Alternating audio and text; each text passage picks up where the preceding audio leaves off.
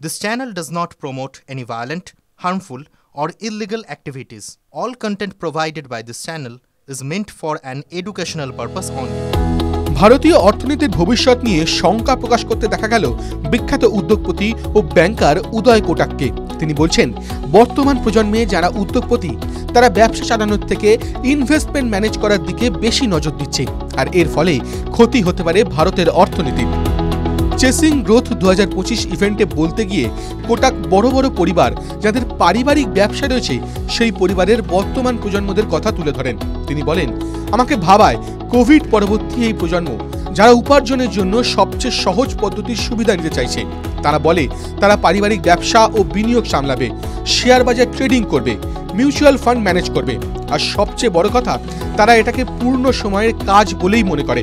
শুধুমাত্র বিনিয়োগের দিকে মন না দিয়ে এদের ব্যবসায় মন দেওয়ার কথাও বলেন উদয় কোটাক। তিনি বলেন, কেউ যদি কোনো ব্যবসা বিক্রি করে দেয় তবে সে অন্য আরও একটি ব্যবসা শুরু করার কথা বা অন্য ব্যবসা কেনার কথা ভাবতে পারে, কিন্তু এর বদলে আমি দেখি অনেক তরুণ বলে আমি আমার পরিবারের ব্যবসা সামলাচ্ছি। কেন তারা একেবারেই শুরু থেকে শুরু করতে চাইছেন না?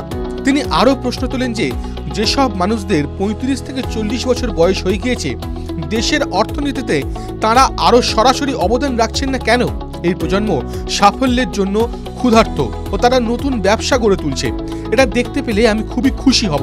আমি আজও দৃঢ়ভাবে বিশ্বাস করি যে পরবর্তী প্রজন্ম বিনিয়োগকারী না হয়ে কঠোর পরিশ্রম করে নতুন ব্যবসা গড়ে তুলবে। এছাড়াও তিনি ভারতের বাজারের বর্তমান অবস্থা নিয়েও মুখ খোলেন।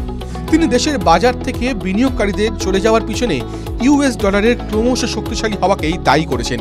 ইতিমধ্যেই বিদেশি পোর্টফোলিও বিনিয়োগকারী ও প্রত্যক্ষ বিদেশি বিনিয়োগকারী ভারতের বাজার থেকে বেরিয়ে যাওয়া শুরু করেছে। ওয়ার্লপুল ও হুন্ডাই তাদের ভারতীয় সংস্থা থেকে বিনিয়োগ বিক্রি করেছে। ফাইন্যান্সিয়াল সেক্টরে প্রুডেন্সিয়ালও তাদের শেয়ার বিক্রি করার বিষয়ে ভাবনা চিন্তা করছে। টিভি9 বাংলা ডিজিটাল।